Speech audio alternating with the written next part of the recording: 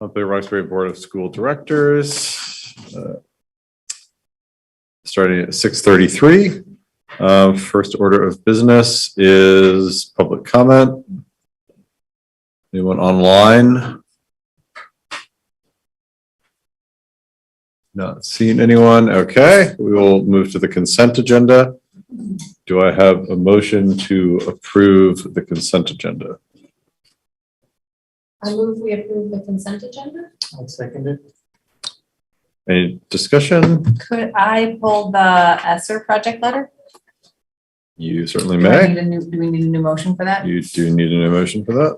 I amend my motion, so I will move that we approve the consent agenda minus the ARPA ESSER project approval letter. Second. Any further discussion? All those in favor? Aye. Any opposed? Mia, you wanna? Sure. I just had a couple of questions. I think this is the case, but this is the amount that we've been seeing for this project, right? It hasn't changed. And why are we sending a letter to the Agency of Education just for this project? Why not You're the going to see whole one thing? for each project. Oh, It was okay. a nice added surprise that we didn't know we had to do until just recently. Okay. For each of the projects out of ARPESSER, it's just a federal requirement that's unique to ARPESSER, Okay. we believe, right? Yeah. It may be something that we will have to do for every significant construction project, but definitely for our ESSER because it's in the grant management system. And it's just this one right now because this is the one we want to try to do this summer. Right. So the others, not a huge rush.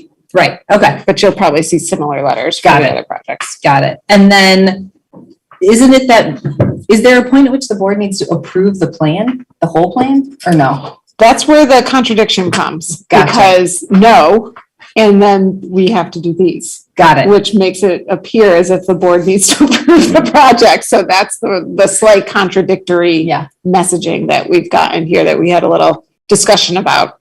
Yeah. Um, Okay. That's helpful so we'll see several of these. yeah. It's also not that you can do anything about this. It's hard to do these in a like to be looking at it and saying, yes, great, in a one-off way. It's much better. Anyway, to look at it as a whole picture Yes. feels more like making a real decision. Anyway, okay, I just wanted to thank you. Wanted to clear up that confusion I had. So I move to approve the ESSER project letter about the MSMS space. Second? I'll second. All those in favor? Aye. Any opposed? Great. Mr. Jim, Yes. I just want to know that I'm here, so I would like my votes to count. Just because I had my hand raised and it was not noted, but I approve it even though I had a conversation to have. But so if you can just, I'm sorry that I'm not feeling well to be there. I don't want to give you germs, but if you can just make sure that I'm here. I know it's hard to be hybrid, but thank you. Yeah, no, definitely. And I think that when there's just a universal aye like that, it just gets counted as everyone's saying aye, but thank you for noting that. American Zach, student update. So, I believe we show, and I'm Libby, right? Mm-hmm. Hold on one second. Okay. I'm working on it.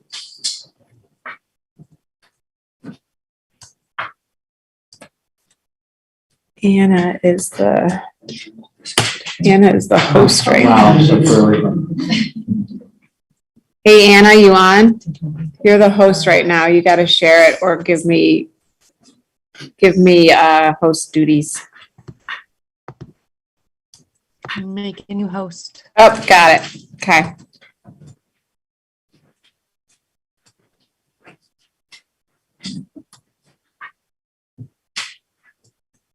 Hold on. I like the ivy. No. It's a nice touch. Zach does all the design. Zach does the Design, design. it's like Zach, I love the theatrical. ivy.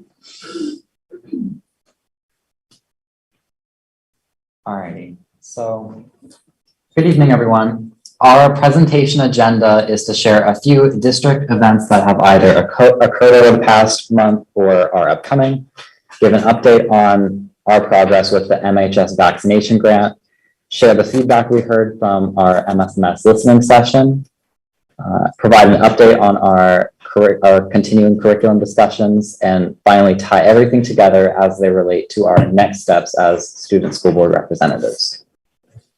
So let's get into some current events that have occurred in our community.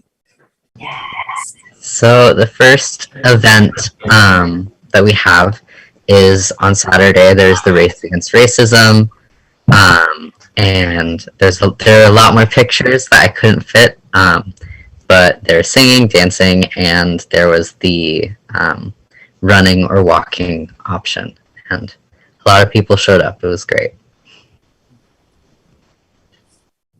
Another really great event that happened on Friday was the climate rally, where hundreds of students from across the state converged on the State House to protest climate change. And this was also a very successful event, and it was great to see all the youth speakers and just the other events that took place at the climate rally. There are lots of events that were there, right? Not just the protest piece. It was, yeah, there were Student-led booths things. set up, there were speakers, there was a bunch of things.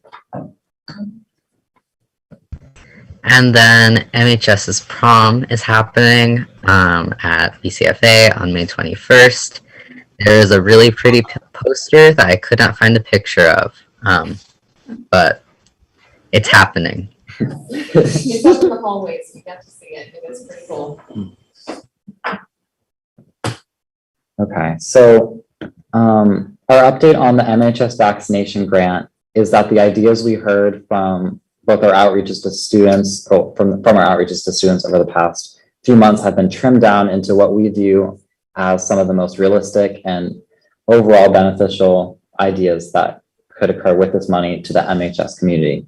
And so these ideas were spending the vaccination funds on new toasters and microwaves for the cafeteria, which are certainly needed, as well as some sustainable outdoor furniture that can be used by everyone in the school community, as well as at least one hummingbird feeder. I think we can handle it. Yeah. I'll get in touch with you about Right. get in touch with them to get what you want. Right. I've been talking with Renee. I talked with her today about it. Good. And Okay. these were the ideas that she, I think, okayed. Awesome. So, yeah. And just so the board knows, if I can interject, sorry, Merrick, I'm doing that a lot. She's All good. Zach. UES is getting portable soccer goals as well as a gaga ball pit. Maybe something else that's smaller, like a snow cone maker. I think they're getting a snow cone maker that the kids wanted. And MSMS, the soccer goals actually might be at MSMS. New outdoor, they also want a gaga ball pit. Merry-go-round. UES wanted the merry-go-round too. And so the gaga ball pit was the big seller at UES and MSMS. Is UES getting a merry-go-round? I believe so, yeah. Of That's some nice. sort, or teeter-totters, Wow. some sort of playground equipment.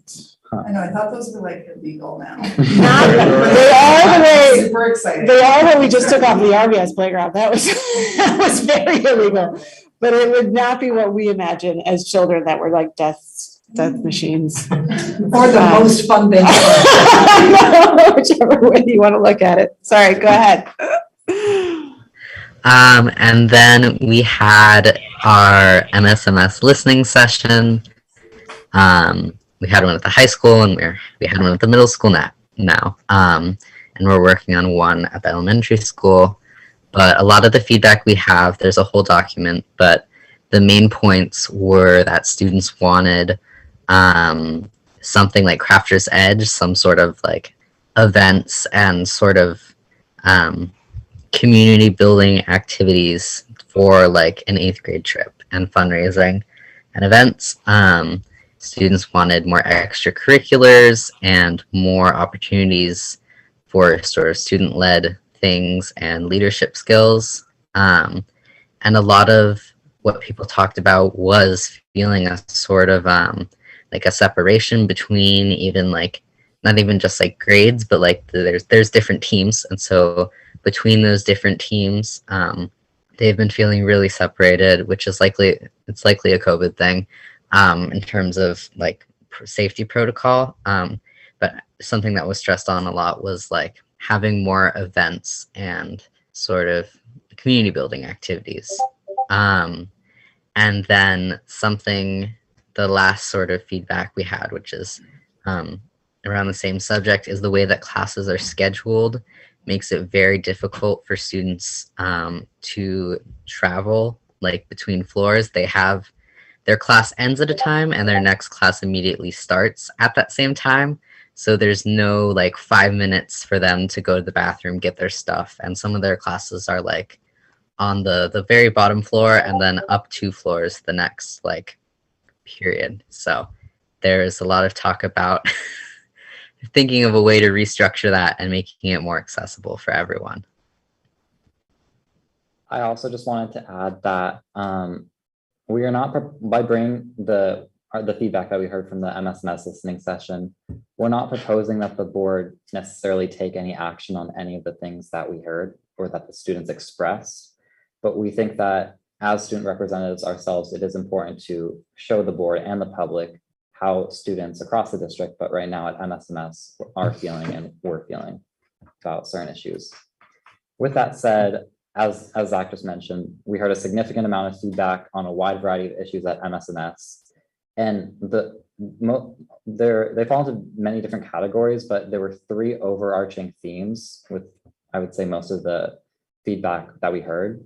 And these themes were a lot of behavioral challenges there, a sense of educational disconnect, which we saw also at the high school through just what many students view as an unengaging like learning environment, and also a sense of or a need for more learning support. And one example is in the second part of the feedback slide, where students have a time for support with their teachers and SSTs, but SSTs aren't really supportive for students because SSTs are really more of a time for just how, I don't know how, just how they're set up. They're not very helpful for students because it's either they're not learning what we're learning in class, might be something completely different, or it's just they're not getting the support that they need. Perhaps the teacher isn't helping them out with some kind of area. They just put like a prompt on the wall. This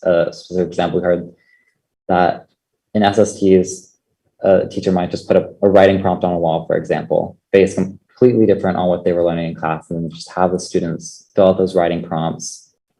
And that's not really a very supportive way to reinforce what students were learning in class. So there's just this kind of sense that SSTs are not very supportive for students and that there is a need at the middle school for more supportive time.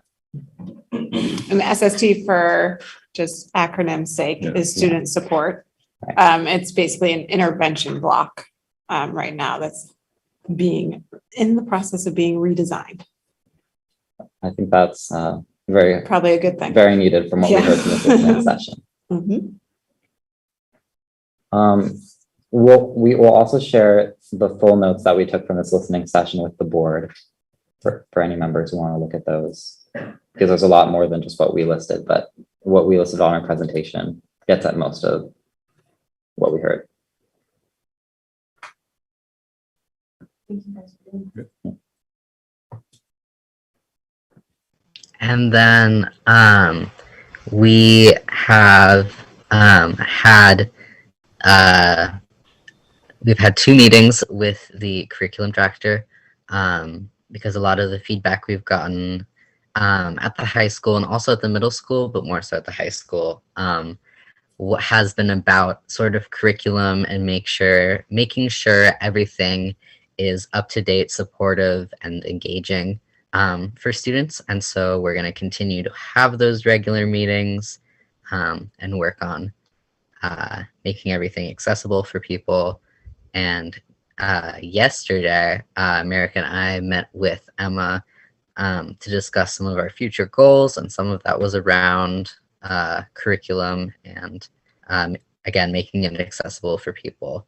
And a lot of what we as student representatives are going to do right now is doing research on what improvements might look like in regards to curriculum. Alrighty, so moving forward, we are going to continue researching how best we feel that we can improve the curriculum in the ways that we have heard from students over the course of our outreaches to them. And we're also going to continue assisting in any way with the MHS vaccination grant, making sure that that funding is like just shown in the school. Additionally, we are going to continue to support students and in ensuring that their voices are heard both at these board meetings and just in general throughout their educational experiences this year and so forth. And finally, we plan to hold listening sessions at UES and RVS over the next month or so, hopefully. Yeah, that was a presentation. The go for it. the visioning committee attempted to facilitate an activity to engage the RVS kids to talk about sort of vision and values types things. It was hard. And so if you guys are going to go there, you should consult with myself and Nathan if in sort of maybe some of what we learned, some of the challenges that we ran into maybe can make your attempt more successful. Yeah, we certainly appreciate that. It was hard. I can chat with you too. It was Little fun. ones are a little different. Yeah, I mean, it was fun, but getting to the actual values as opposed to like, I want to be a fireman.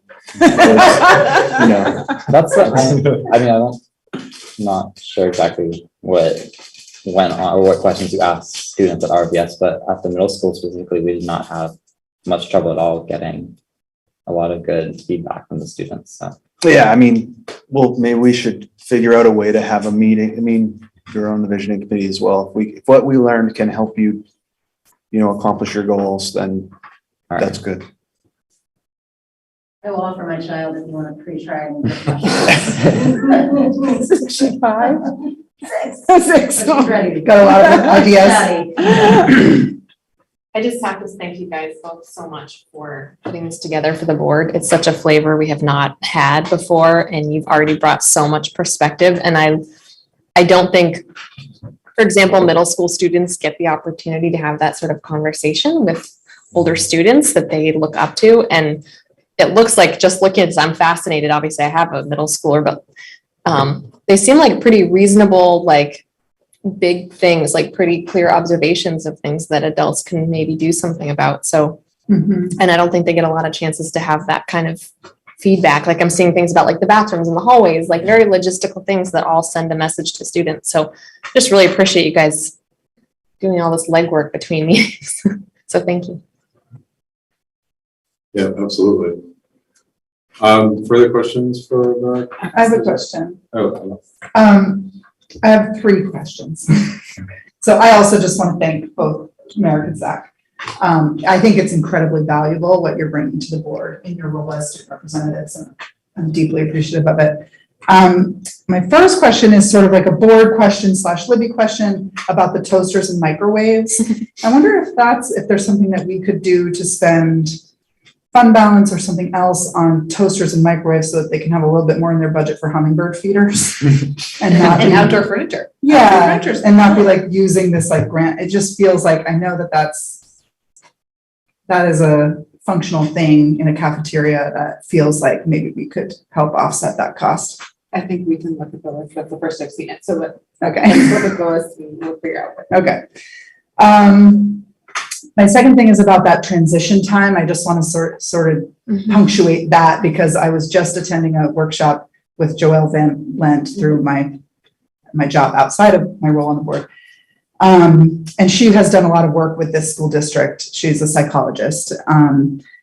And she specializes in sort of like child psychology as it relates to education. She does a lot of consulting work and stuff. She's a very well respected voice. And she spent a lot of time on this topic of transition time, and especially sort of post-COVID, that in a world where behavior issues are on the rise, and just emotional sort of stress levels in children are higher than they have been in the past, that building in transition time was like a big topic of this workshop. And so that can either be done in like the scheduling, master schedule type of way, or it could be done also just sort of in the cultural norm of classes would be that like the first 10 minutes or something would be set aside for transition time, so that if someone's trying to get from upstairs down to a downstairs class, that they wouldn't be like late.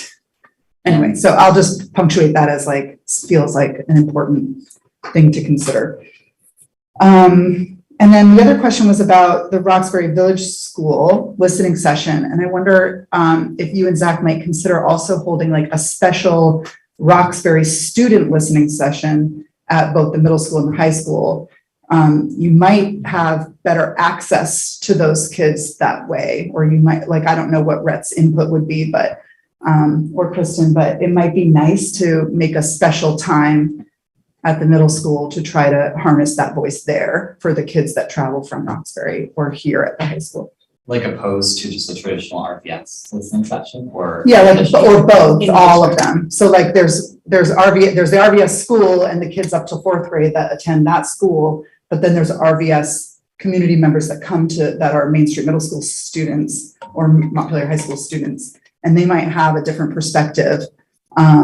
And it might be interesting to have them all in the room at the same time, kind of giving like having like a Roxbury specific listening session. Sure.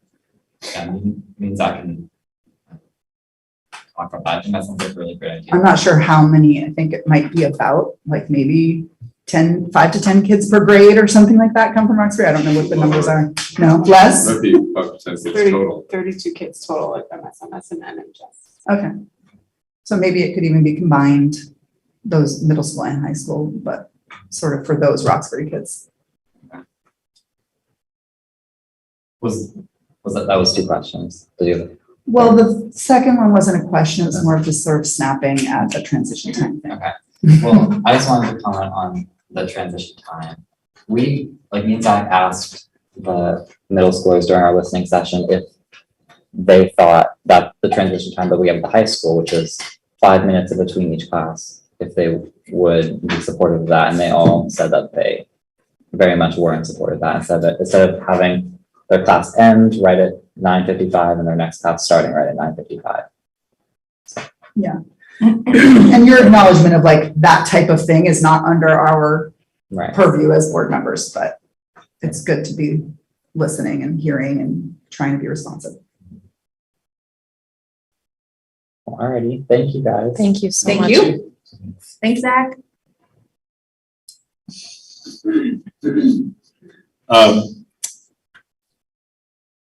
Next is board discussion, so finance committee report, and I don't know. Yeah, I can provide a quick update on the.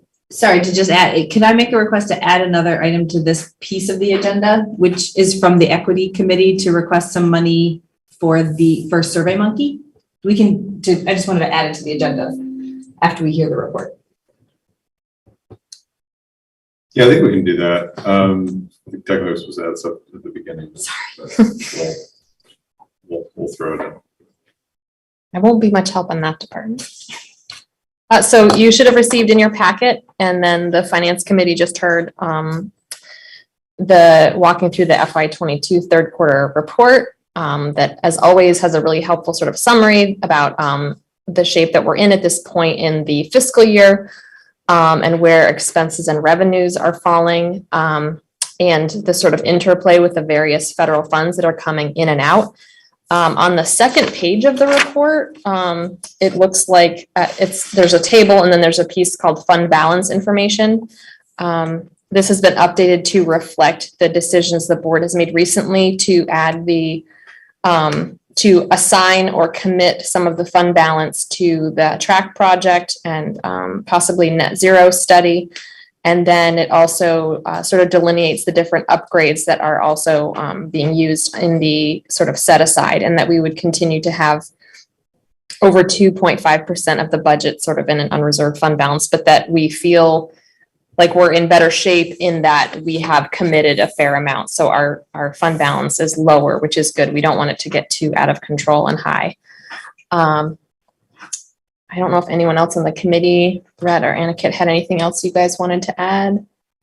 Any questions? One other thing that the overall, we're expecting about $100,000 of surplus. So that'll get added to the fund balance as well. So right now it's 130 or 652 or 653. So we'll potentially have 750. Just still over 2%. Yeah, that's going to be, you know, instead of 132 over, it'll be 230 some over. A lot of the expenses are going up.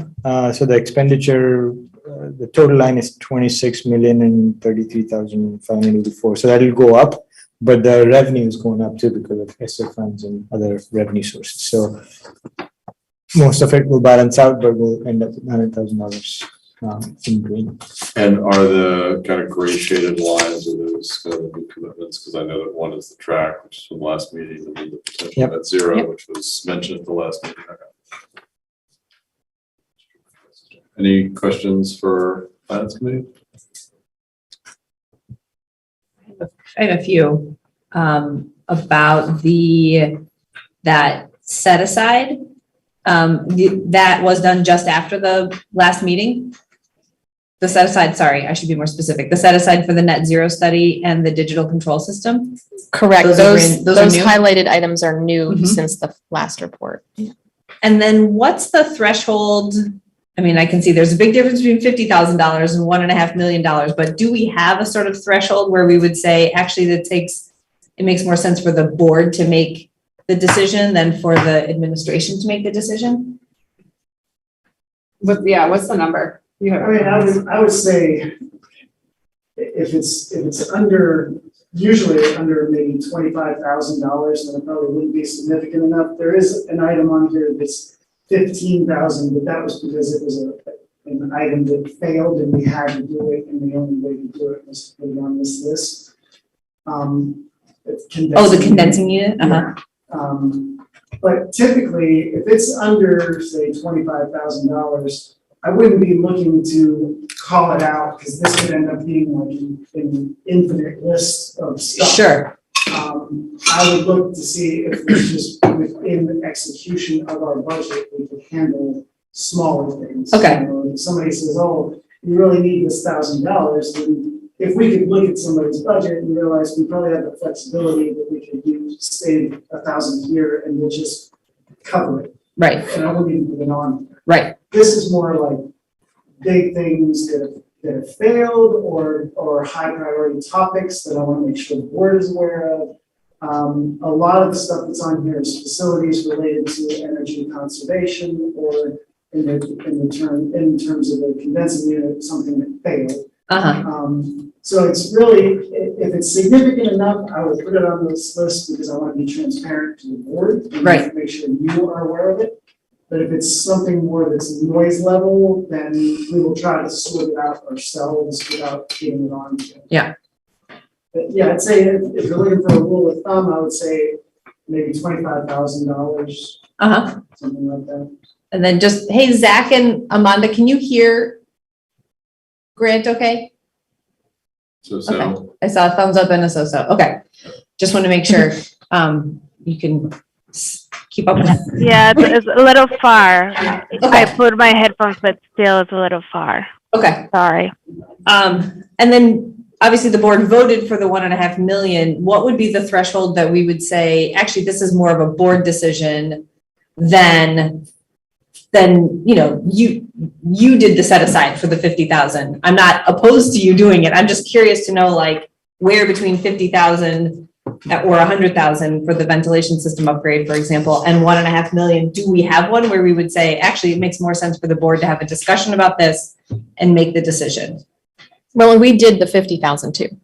That was part of our motion for the track is we also added the 50,000 for the study. No, we didn't. No, we didn't. No, we didn't. We didn't. No? We talked about it, but Yeah, That's how we I thought didn't. I mentioned that I would add it in. Okay. Okay. In that case, it's not really a dollar threshold that we're talking about, it's terminology. Okay, Committed fund balance means the board took action Right. to commit it. So even if there was something that we said was $10,000, if the board took action to do it, I would put it under committed Yep. and you would have to go for it. These unreserved, what I'm calling kind of set asides, just means that it's not committed, the board didn't take action, it isn't assigned, meaning it wasn't voted on by the public. Right. It's basically just something else that we know we're gonna overspend, and I wanna make sure you're aware of it. Yeah. So, assigned means voters have voted on it. Committed means the board has voted on it. uh-huh, Anything else is just things that have raised to the level that I want to make sure you're aware that we're doing. And I wouldn't want to replace the condensing unit for $15,000 and not even let you know. we're doing that. yep. So it's more terminology and or threshold. And does it count, one of the things we were talking about in the last meeting was the concern that with too big of a surplus, the state could come in and say, oh, no, actually, it doesn't look like you need that money. Do the things that are listed under unreserved set-asides, do those count toward, nope, actually, we really do need it, don't take it from us with that? Or could the state come in and take that money?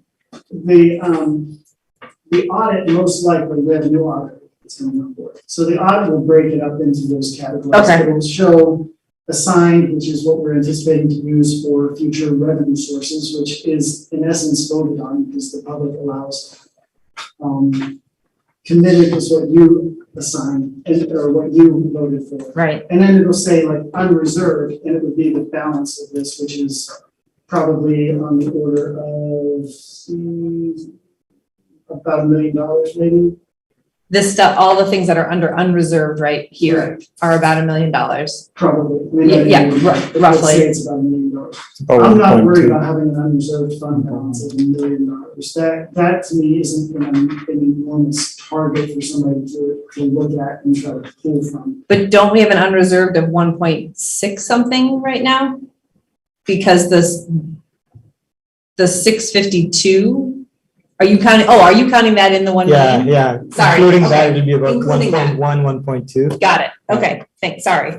I was So I confused. think that's a reasonable number to have. It's Okay. unreserved, it's not gonna raise eyebrows or maybe even take notice of. Mhm. If it was the whole 3.8 million, I think that's a different story. That to me is a significant amount of money and risk that Yep. if something happens with, say, the legislature or something else, that could be at risk. Right. But I think if the numbers are not around $1 million, considering our annual budget is 26 million, I think it's reasonable.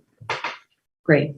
So just to clarify the answer that we're hearing, because I'm not 100% clear, is the question on, does the board need to take action on is there any threshold where it requires board action to approve spending fund balance? No, as an individual contract though, you can't actually, like I could put anything on here and as long as I call it out and make you aware of it, then that's fine. But if, say these heat pumps for 75,000, when we actually go to buy those, we can't just sign off on that document in the Right. contract. You will see it and approve that contract. So that dollar amount, I believe, is 50,000. That's what I remember too. That's in policy. It's in policy. Right. So if there's a contract that we're gonna award for $50,000, you would see it, whether it's coming from fund balance or whether it's even just part of a regular budget. yeah. Typically, we But don't if there have- wasn't a contract, if it was like, we're buying $50,000 worth of toasters and microwaves, That probably wins. then we wouldn't see that. And like computer devices. Okay. It's more like One big, if we buy 100 computer devices for $500 each, you're probably not gonna see that for $50,000. So when the board approves these finance reports, they're sort of in essence, like this is the opportunity for the board to sort of see your ideas around what needs to be spent and how. And if there was some like major alarm bells being rung, this would be the opportunity to bring it up. Right, and that's why I try to make sure I highlight what's new from the last report. Yeah. Give you an opportunity Yeah. to say, whoa, I don't know that we want to do this. Yeah, So okay. it's, at any time you could push back and say, you know, we approved this, but we want this to be removed from that list. I think Amanda has her hand up. Thank you. So going back to the $50,000, and I'm sorry I missed some of it. I couldn't really hear, but so do we still need to commit those 50,000 because we didn't? We kind of just wanted in grant. You said last time that. Sorry, my brain is totally fogged. I'm not feeling so well today. You said that we could just add it, but you could also just take it away if the administration decides to use that money somewhere else. So the question, I guess, to the board is, do we feel like we want to commit as a board to those 50 grand, so that is actually in the audit as money that we're committing to the net zero study? And before anybody takes that on, I would say a couple things. Not only do I highlight when I put something on this list, I would highlight if I was taking something off. I don't just on my own decide to do something. The reason why I was against committing that is for everything that you put on that you commit, that's something that we will have to track with the auditors on exactly how much of that did we spend this year and how much do we need to adjust it for the audit. So that, for example, if we say 50,000 for potential net zero study, if we spend $600, then I need to make sure to tell the auditors, here's the receipt that we spent $600, and now you need to reduce this committed amount from 50,000 to $49,400. And we have to go through that level of detail of tracking it, which for the track, the high school track, that's a significant thing, and we need to do that. But if it's something lower than that, I just didn't want to have to go through the extra work of reconciling every line item on the fund balance with the auditors each year. I will tell you that we don't put anything on or take anything off of this list without briefing you. Yeah. Yeah, I was just going to respond to Amanda's because I had that same question right after the last meeting. And it feels like right now, given we don't know, I understand the net zero study is a study to figure out things we don't know, but we're not quite even sure what we would study yet. There might come a point where I, as a board member, would feel like it would make sense for us as a board to make that commitment. And I'm not sure we're there, that this is just, I don't believe we're quite there yet, but especially because this is one of the, top 5, I would probably say, issues that we've been hearing about from the community over the course of the last year. This does feel like something that rises to the level, regardless of the dollar amount, that the board probably should vote on soon. We might just not be there yet. I definitely really appreciate the context you're giving us about, well, if it's a $600 receipt, then we have all this tracking we have to do.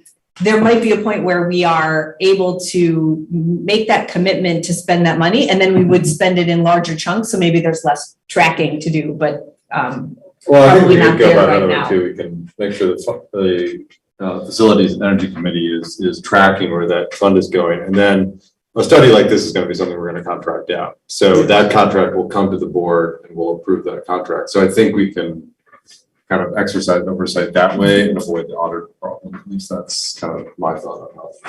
And we did, a few years back, we had several things on a committed list. And it got a little tricky because then we were also having to adjust, and every time you adjust, like say we did go forward with this and we awarded a contract for this study and it was $45,000.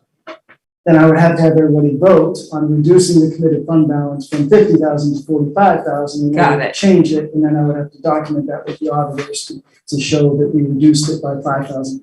Whereas if it's just on here, then we can make those adjustments, and I can adjust this amount and update it every quarter to let you know how things are going. I mean, at some point, if it's a firm number and we're pretty sure that's locked in and you really feel it's important enough, then yes, obviously you have the ability to commit whatever you want. But I would hold off at least for a while. And maybe it's something you don't ever have to do, but if you do, I would hold off for a little while at least. Amanda? Yeah, I guess I will defer to the Energy Committee and the Facilities Committee, and I would like to maybe for in the near future agenda to bring back, like the mayor and Kate Stevenson and all the people that are working on the net zero in the town that have just to kind of go over things for the new board members too, since the presentation was in March of last year. I think it will be really great to kind of like see the big picture again and remind ourselves about that. And I did bring it up in the policy committee, but just like we did make that commitment to the students that we will look at the policy. And so hopefully we'll be taking that up soon. Yeah, no, we will definitely be hearing more than zero. Anything else from the finance committee? Thank you so much. Then we have to approve the third quarter report. I move to approve the Q3 financial report. Second?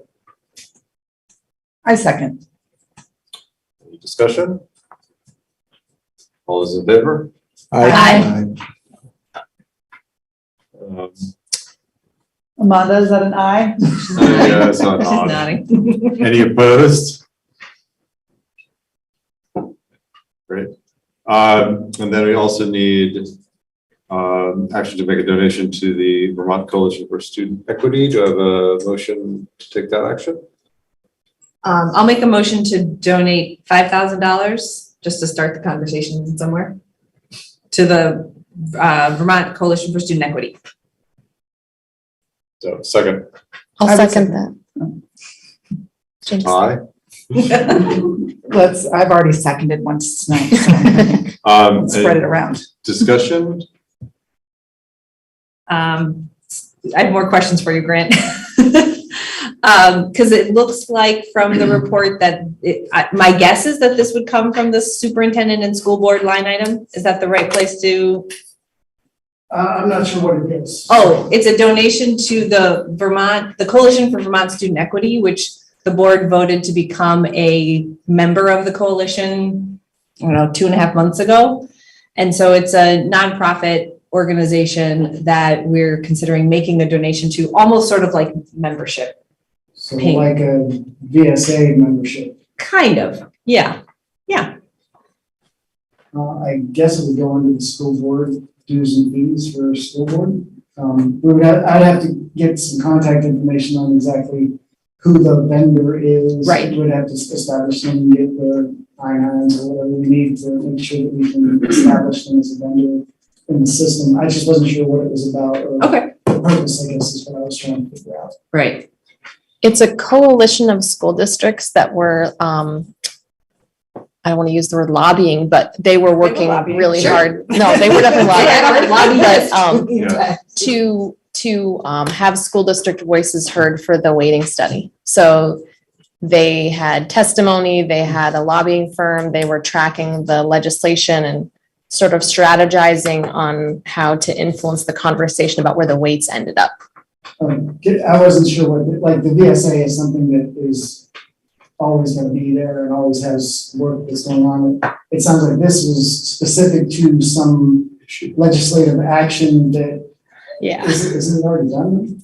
It's close. Yeah, the governor still needs to sign it, but. I don't know if they still have work to do. I don't know. Amanda? I will say that it goes a little farther than that. It's a coalition of school board members and school boards who have signed on to it, but that have a very specific equity focus, which is why the pupil weighting was really key. So I think that once the bill passes, there's going to be an implementation and accountability pieces around. So this is not going to be a one and one done. I think this is a long-term kind of thing to ensure that the voices of those school board members, school boards that have, ELL students in this case, that was a lot of the advocacy that was happening, that it continues to have a very important part of the conversation around funding for schools and all of that. So I don't think it's just like, this is the bill and that's it. They're looking at other education pieces around education quality standards and how that looks into ELL students and how to support that. So I think that, it's not just like the one thing that they will be looking at and getting, asking for feedback from us as a school board.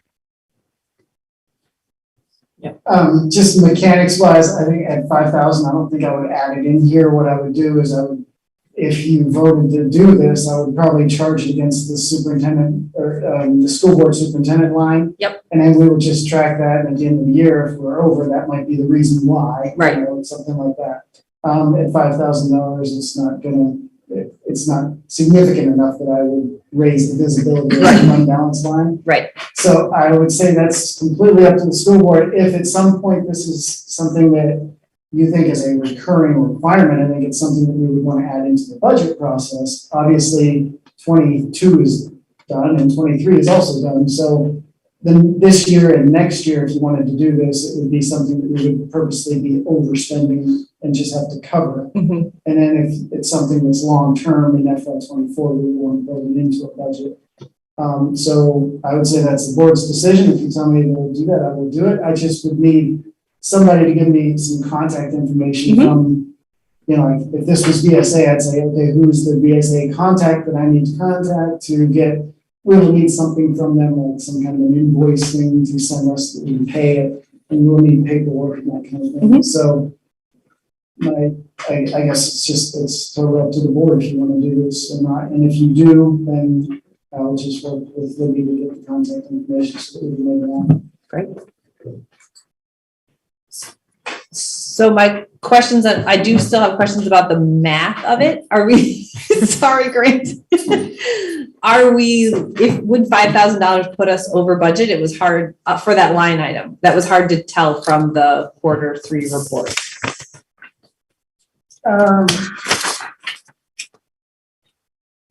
It's already noted to be over budget, so we'll. Right, it's but then gonna be paid over back budget. from ESSER funds and fund balance, right? Yeah.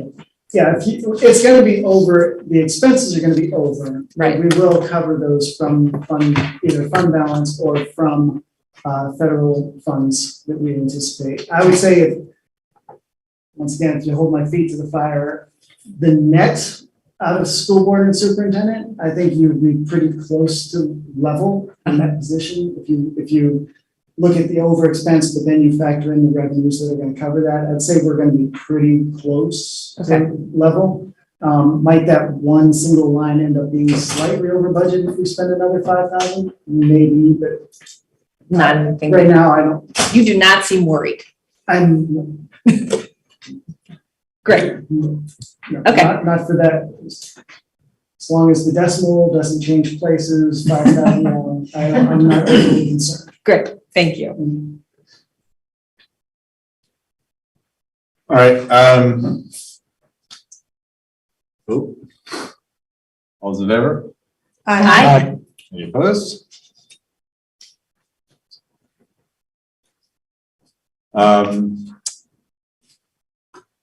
So Report on conflict resolution with the Restorative Justice No, Center. then there's my problematic small edition of the Oh, Survey yes. Survey monkey. So a little context here is that the equity committee is very close to finishing the questions for the school climate survey. And SurveyMonkey looks like the best place for us to hold this because the back end of it is much more robust than Google survey. And there is another layer of anonymity when it is not in Google, which, we all have the Gmail addresses.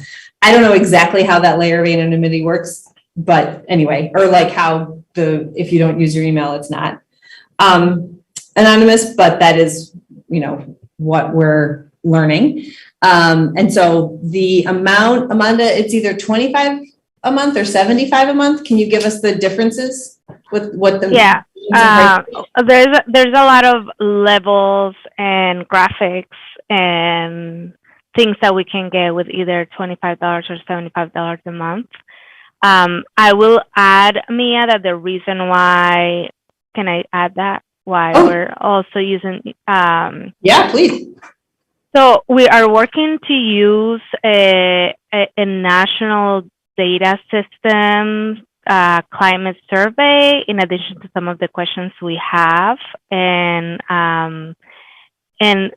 they have a whole system that we can just upload our survey, very anonymous, to be able to track some of the climate statistics with some of national proven things, and to be able to give us tools, the way to look at it, which we can explain in the next meeting.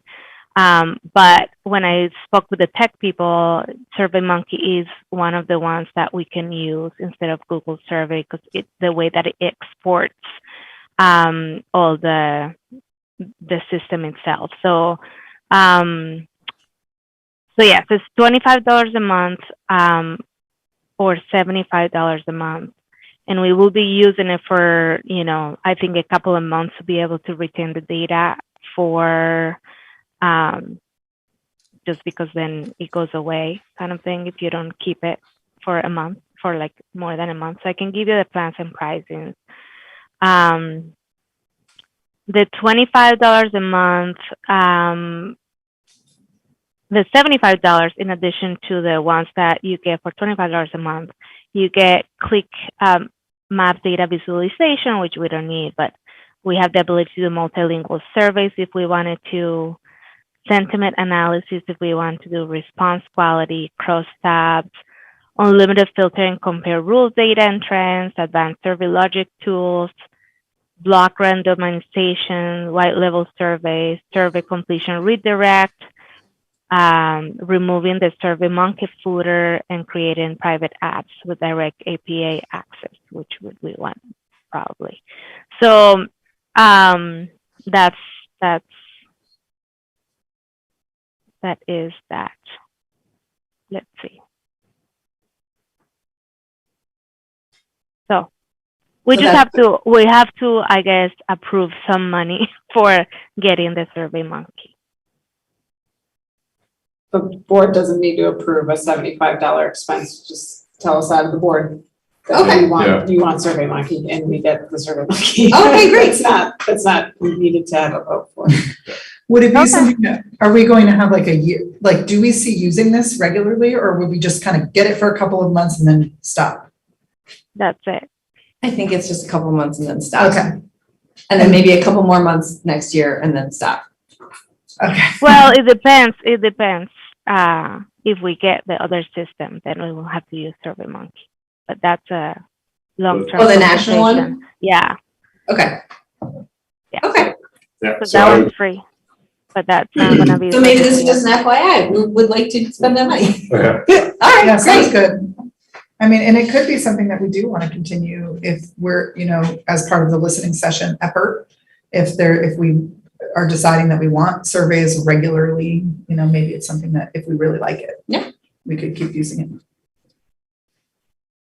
Yeah, and just kind of, expenditures at this level can really just kind of go directly to. Okay, good.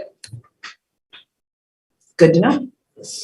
I wasn't sure if anything that the board wanted to spend money on, we should talk about as a board, but it is not that much money. It's true. If it's like a track, yes. If it's like So what's the threshold for $75 and $1.5 million? There's some difference there.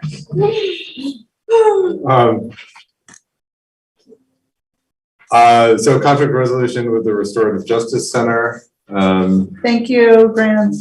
Thank you.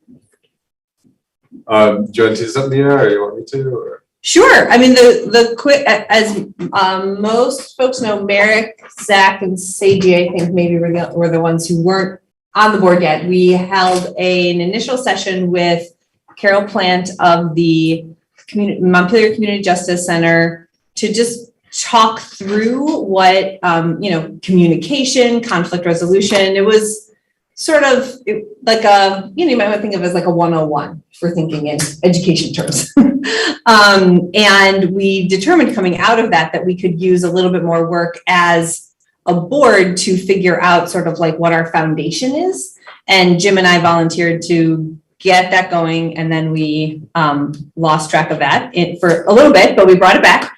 We got back to it. And this is what I shared with you all this morning is the start of that continuation of that work, where we felt like what we could really use some work on is as a team of people establishing what our group agreements are. And then also we have this, Carol shared with us some draft language for what a sort of in other boards that are more like a nonprofit board, they use it as a resolution. I'm not sure if we would necessarily call this a policy, but this could be sort of like this is what jumpstarts the process if and when we have tension that arises that is, shuts down the work of the board. So anyway, that's the draft language for that. And we're sharing it with the board tonight is just like, here's what we've got so far. We'd love to hear from you on, if you think about putting this to use, what feels really useful to you about it, what feels missing. And then in the hopes that during the board retreat, we can continue to do this work together. And maybe Jim and I can get it a little bit further before then.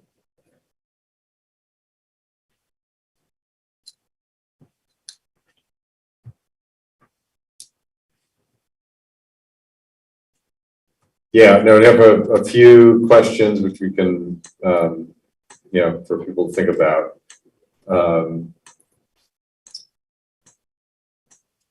I know people got it recently, so we don't necessarily have to delve into this, but just I wanted to give you an update and FYI and some time to think about it.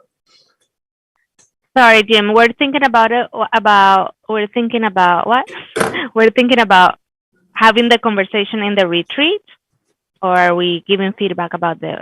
We could do the retreat, or we could set aside some time at a meeting, which might be kind of depending on, what we use the retreat for.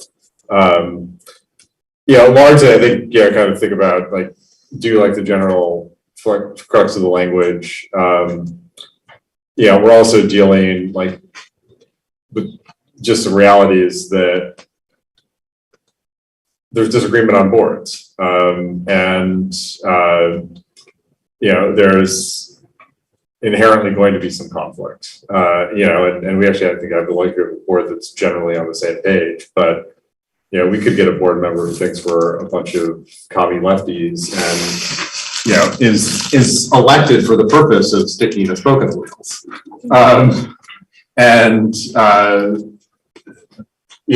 Then words like collaboration and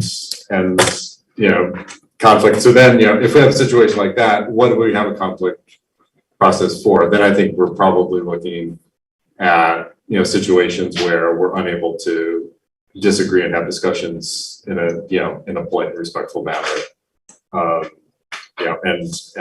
Taking it to that level. And what if a board member has no interest in conflict resolution at all? We can't, we're stuck with board members until the electorate tells us otherwise. So, at some level, this has to be a voluntary process, and our ability to, deal with a board member who is conflictual and bent on being conflictual is also limited. So, I think we have to design a process that acknowledges those realities. So I think for the purposes of tonight, if you have initial thoughts within that context, we'd love to hear them. And then again, hoping to spend some time on during the retreat on this as well. Yeah, I have some initial thoughts, mostly around the questions to answer about what came up for me when I was reading these last questions around the what do you do if someone is conflictual. Is that a word? And, part of this work around thinking about restorative justice versus punitive systems, which is, a lot that was coming around safety when we were engaged in the community around the school safety. And a lot of the conversations and frameworks that we can look at conflict doesn't necessarily have to be a bad thing. And thinking about the difference between a punitive system, which in these questions that you ask is what I see, a punitive system where, like, what do you do? What is the recourse? Do we, take away this person's assignments, or censor them, or remove them? That is a very punitive system versus a restorative justice system, which then you'll have, a person that doesn't want to be involved in the process of restorative justice, like what happens then, versus a transformative justice, which is looking at what are the conditions that we are setting there for this conflict to be mature and to be there. So looking more at the root causes and the culture and the values that are inherently present.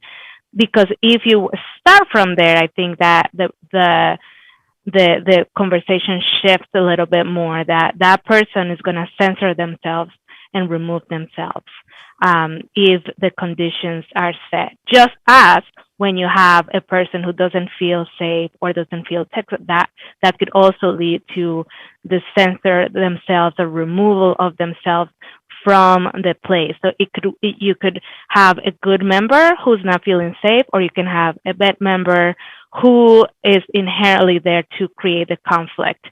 And both the punitive system doesn't work for neither of them. So what you're creating is, like, if we move this conversation towards like a transformative justice framework that is looking at the root causes and what are the conditions that need to be, what are the seeds that you need to put in the soil so that what you are coming out, the flowers that are coming out are being able to create that dialogue, to be able to be transformative, to be able to believe that we are here in good conditions. So just starting from there, from just thinking about those questions, what it looks like. And I'll be happy to share a little document that we created with an organization that I am part of around these 3 different models and the questions and the systems that are in place when you start conflict with that. And I am particularly interested in this conflict resolution because it was part of the safety committee recommendations too. And I think it's really important that if we are pushing restorative justice for our schools, and that we're saying like it needs to also be included in the boards, like it can just be like, this is what we are going to do for students when we in here don't have that same model. So I think like it's a really great way to show the community that, when we are saying restorative justice, we're also applying it to the way that we interact with each other, whether it's restorative or transformative justice. So I would like to spend some time on that and look at some, guide some conversation, not me, but like have the conversation around those 3 models and what is the model that we want to embody as a board, and how do we, look at those scenarios. So that's what I have. Thanks, Amanda. Sorry, you were saying something? Just thanks. Just a question. What's the end goal of this in terms of, are we getting to a policy? Are we going to come up with a policy? Are we going to come up with a process? What's the end goal? I mean, I'm not trying to get the end goal is there's no conflict or we have but out of this process, like what are we trying to achieve at the end as a, physical thing that we need to get out of this? Are we talking a process document? Are we talking a policy document? Are we talking a combination of all of those? What are we talking? Probably a process document. Okay. Yeah. Just curious. We have been talking about, in the policy committee, we've been talking about sort of the need of a document that describes how the board functions. That would be user-friendly for both board members and people outside wanting to interact with the board. And so I could see this being part of that. We haven't made a lot of progress on that yet, but Yeah, I think at the it's end a of, future goal. I think at the end of this, it is a policy or a process document. It was also one of the recommendations coming out of the school safety committee work that the district have a conflict resolution policy. But that's not what we're spending our time on with this specifically. Because this is about board communication and not how the district. Right. The other thing, it could be mentioned there's a policy around like board expectations. It could be mentioned in that policy or even attached as procedure in that policy.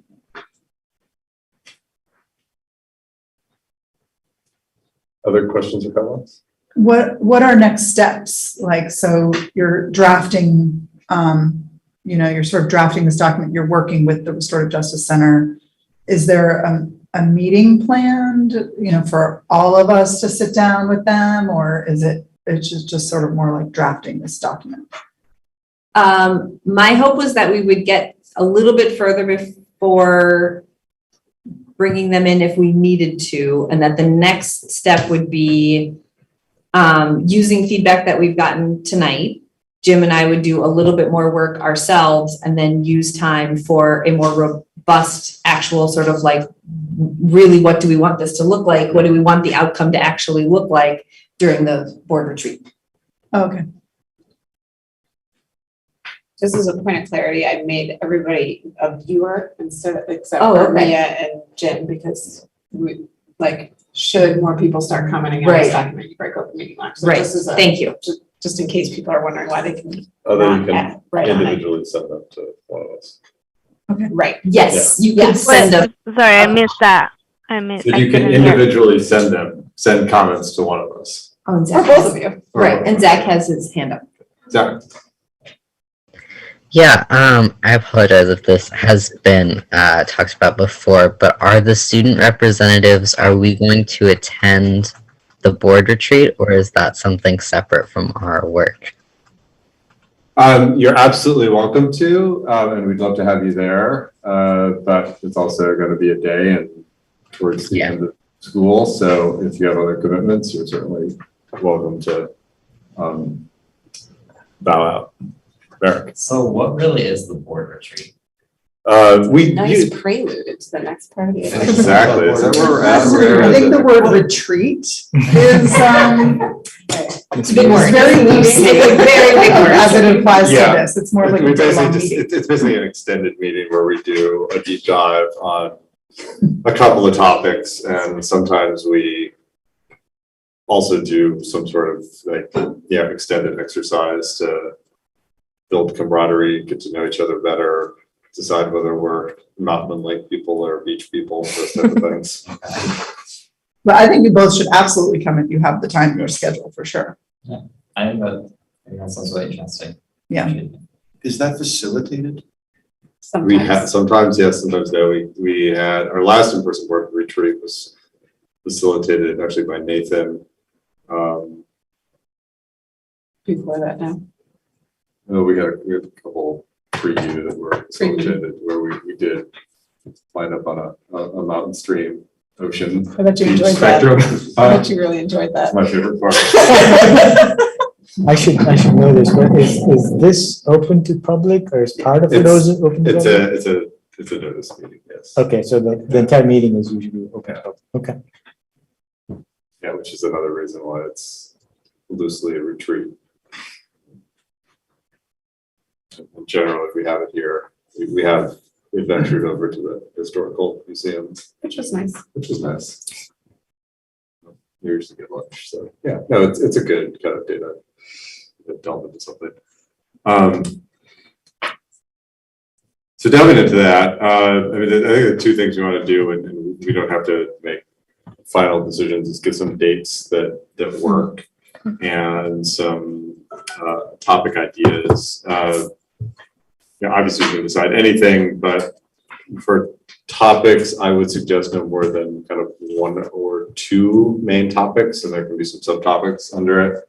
And obviously we have, some things going on like the visioning process that we may want to give thought to about, how we want to engage that. And, I think you know, what we want to do with that and how we make sure that gets us the product that we want.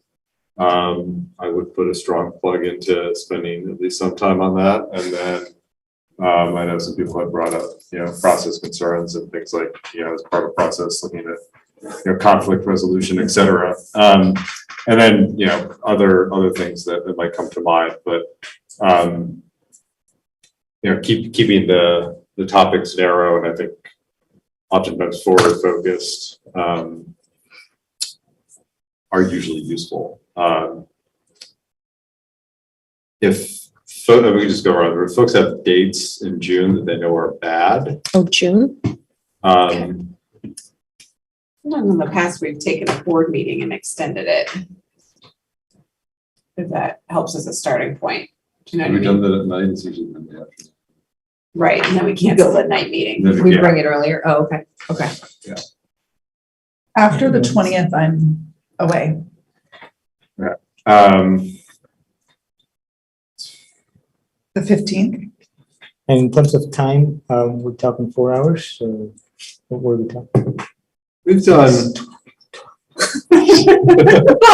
Not overnight? In which case, we're not canceling the evening meeting. We've done 8 to 8. usually about 4 to 5. I mean, sometimes we'll do, 4.5 or 5 and have a Break. half hour, 45-minute lunch in the middle. Like a 10 to 2, 3 thing, 10 to 3. I mean, the week of the 13th is great for me. The week of the 6th, I have, the week of the 20th, they're good through without for him up. The week of the 6th, I've got another annual board meeting for work, and then. Is this like a doodle we can do? I think it's a doodle. I mean, if there's. I'm gonna be gone. I mean, we have a meeting on the 15th on Wednesday, so. And would we be looking at during the day though? Is that what you're saying? We might do it. I mean, we don't want to sit here for 4 hours at night. And we do have a middle school tour that day from 4:30 to 6, so it would have to be prior to that. Yeah. I'm free. Wednesdays are bad for me. Yeah, I actually have my retreat for my job that day. So why don't we have? Can we do a Saturday? I can't do Saturdays. Yeah. So yeah, I think doodle poll.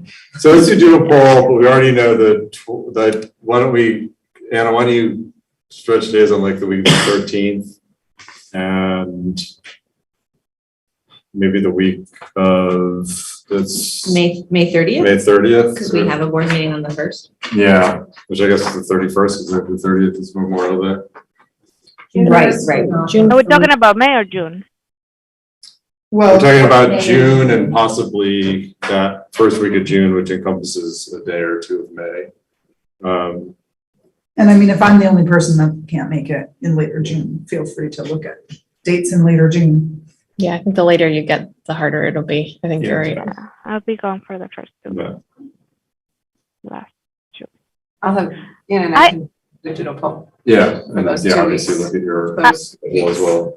Can I ask a question about the themes?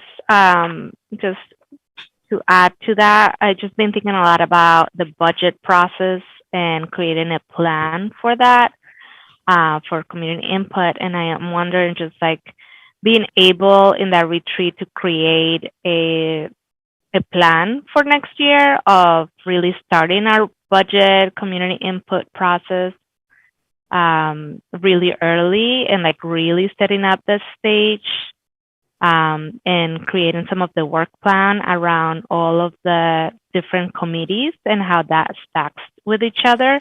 So there's more of a comprehensive plan for the year.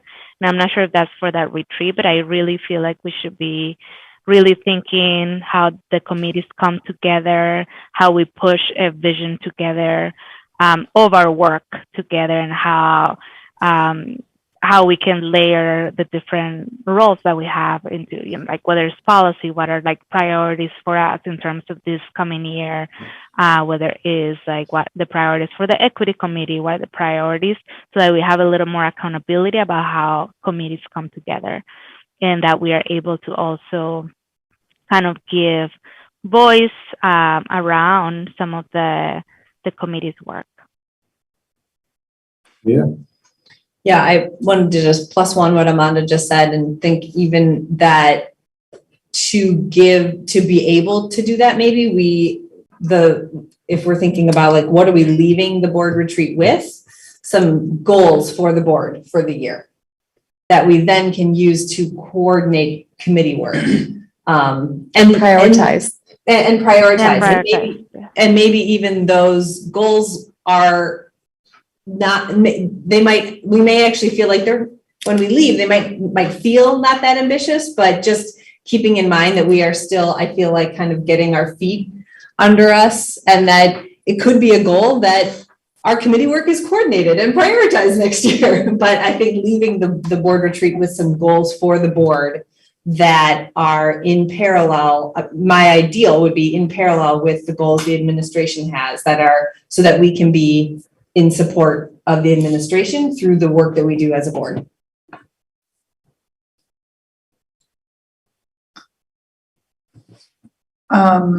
I also think it might be great if individual committees could do a little bit of that goal work, just if we're thinking about like goals for the equity committee or goals for the policy committee. I could see the policy committee being able to define some goals pretty quickly outside of the retreat so that we weren't taking retreat time, because we all serve on multiple committees. So that would be maybe a time burglar. Yeah.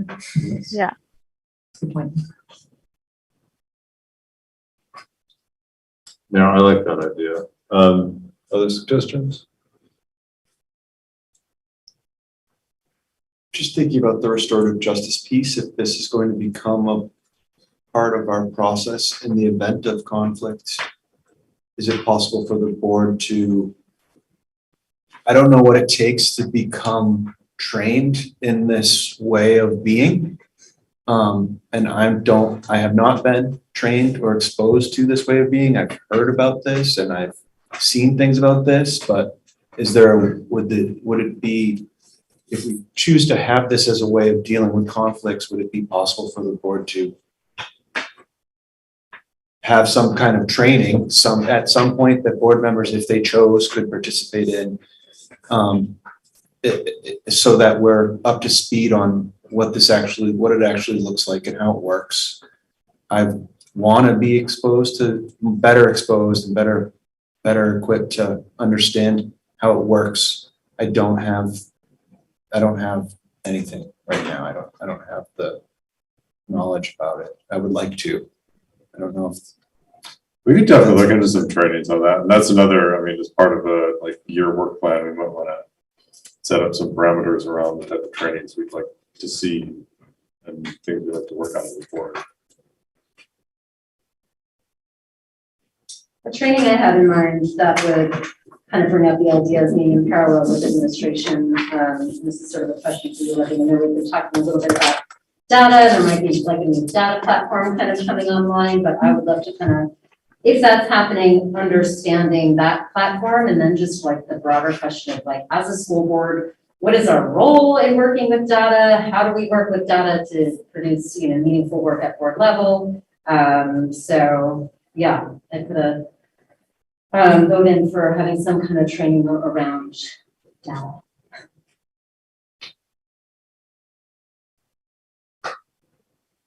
I think connected to that for me, what would be helpful is, and it could be part of a work plan, is what data does the board want to see and when you want to see it throughout the year. So let's not be guessing. Good. That would be great. this has partially come up in the superintendent evaluation tool that we've been trying to improve. And I don't know where the things that were, I don't know if all of the things that we're hoping necessarily should live there or might live somewhere else, or, might be if that dovetails with how things get presented. I would like that tool to be effective for everyone, but for you, and to be an effective tool for whomever the superintendent is.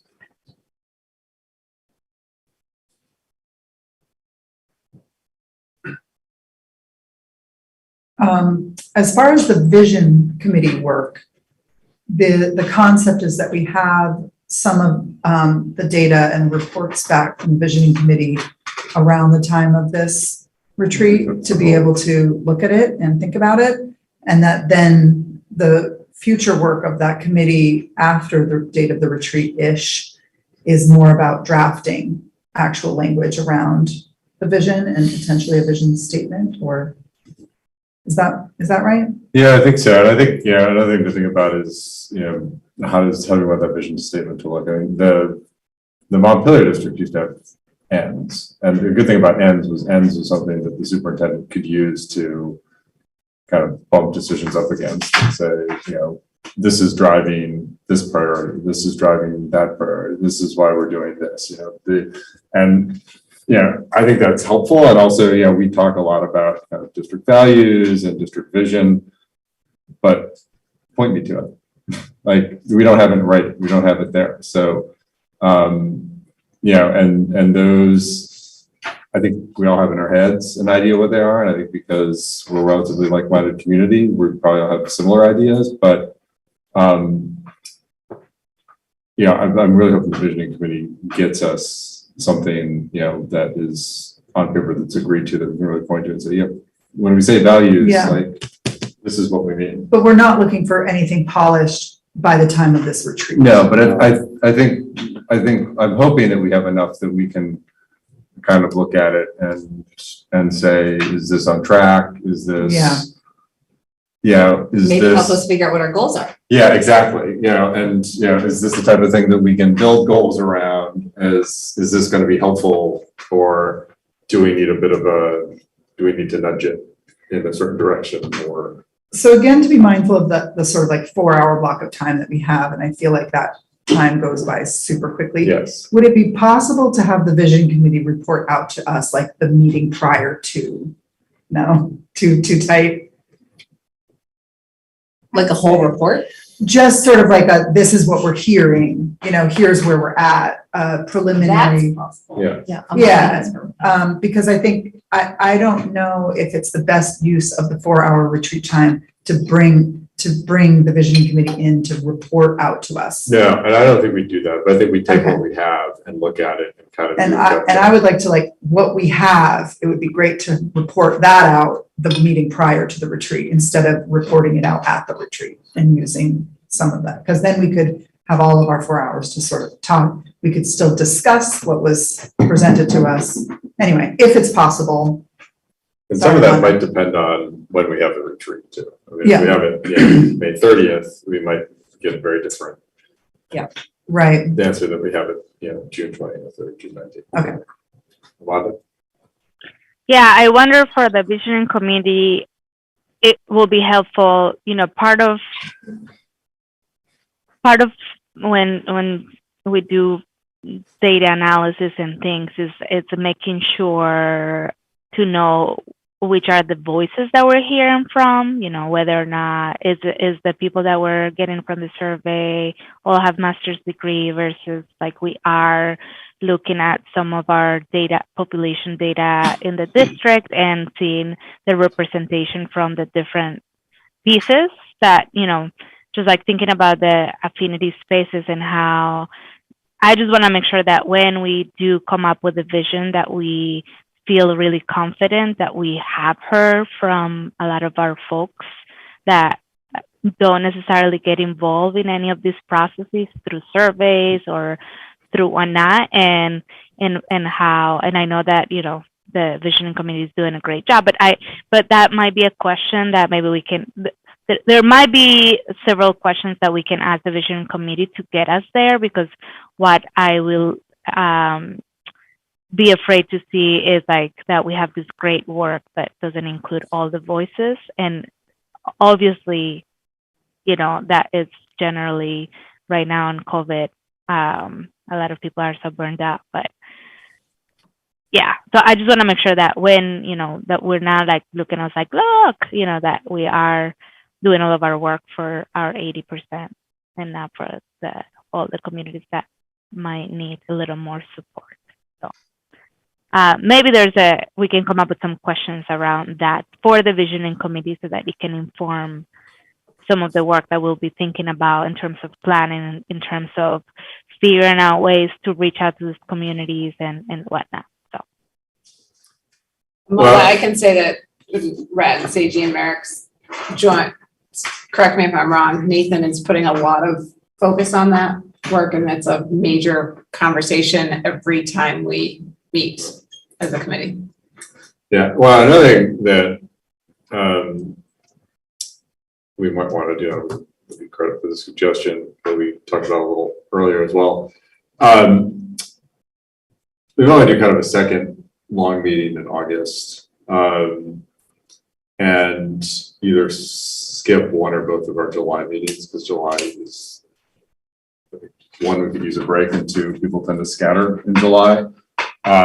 So we could kind of, just have a check-in on where the visioning committee is as part of that retreat, just very short, like a little gut check, use it as a framing for setting goals, and then come back and have a longer meeting in August where we really delve into what the visioning committee has, because hopefully they will be at a point where they've got something relatively solid.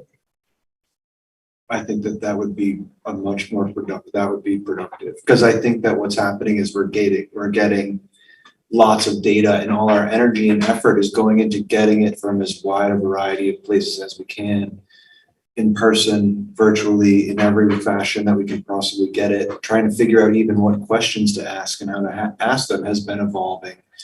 And it's a ton of information, and a couple of loose themes are possible by, May 30th or whatever, but more than that would be a very difficult. I think it's going to take 2 months just to go through what we've got, and we could have something by the end of the summer, and that seems very reasonable and helpful. Does anyone not like that suggestion?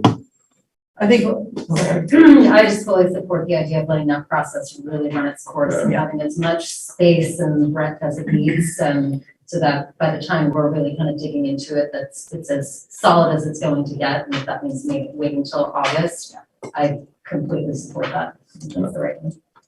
And I think loose themes will be very helpful. Yes. So that would be great. Because the other thing that we're going to know is the places where we need to really work, the people that are in our community that we haven't heard from as much as we would like to. And that is going to be a sort of second effort, in addition to what we've done until up to that point, I think. So for the one in June, thinking like a 4-hour,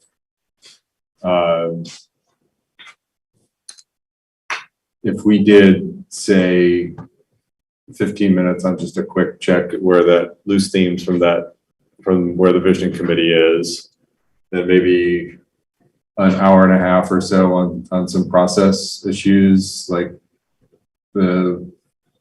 conflict resolution, and then discussing some other just kind of, maybe going over some of the models that Amanda has proposed, and to see if there's some process improvements, and then 2.5 hours on goal setting. Does that sound roughly like a decent thing for the June meeting?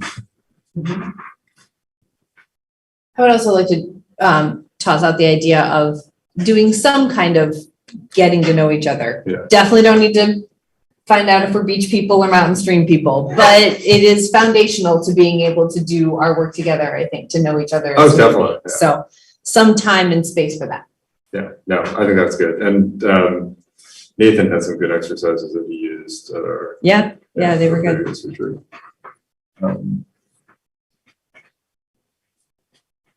and who's gonna facilitate? I'm not sure if we need a facilitator.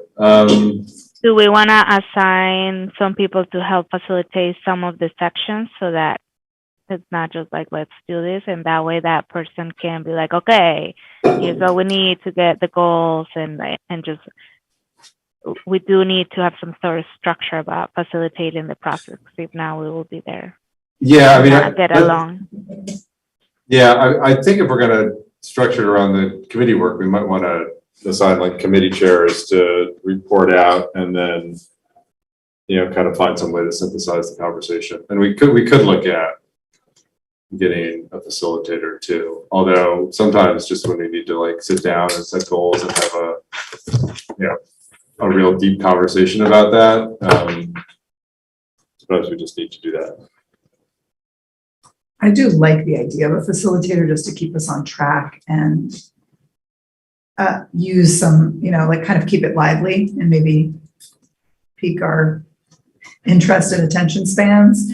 I don't know. I thought it was good with Nathan. I mean, and I think also if we present sort of a more clear, here's what we want to get out of this meeting. I don't feel like we presented that last time at the retreat. So if we're like, these are our ends for this meeting, I think a facilitator would be able to bring us through that process in a way that might be more engaging than how we just sort of typically naturally do as a group.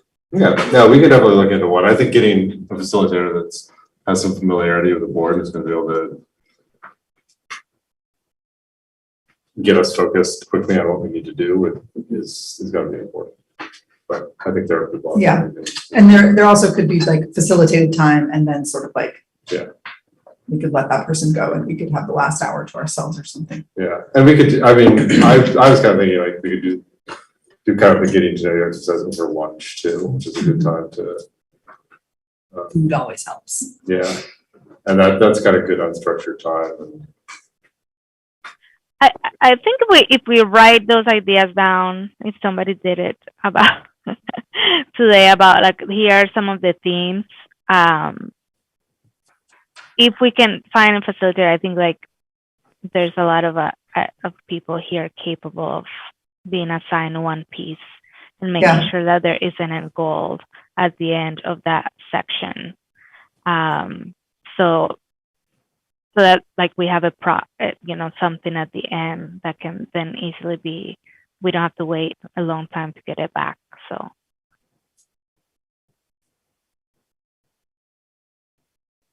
Okay, excellent. Good. Well, we'll put together a draft. We've got a few meetings and we'll kind of refine it and also look into facilitator idea.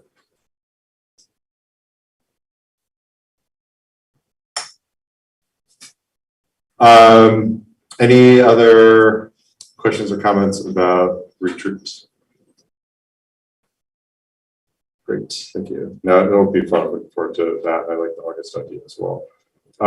July dates. And are we okay not meeting in July? Does anyone? Jill, don't get too excited.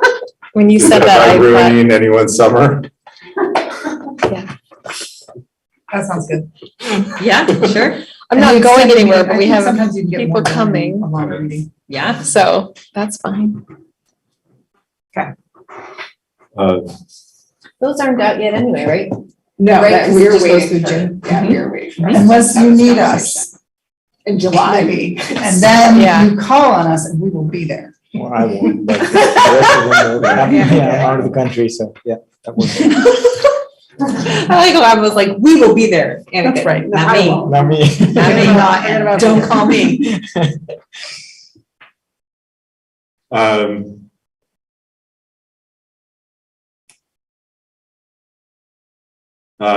Visioning committee member, we're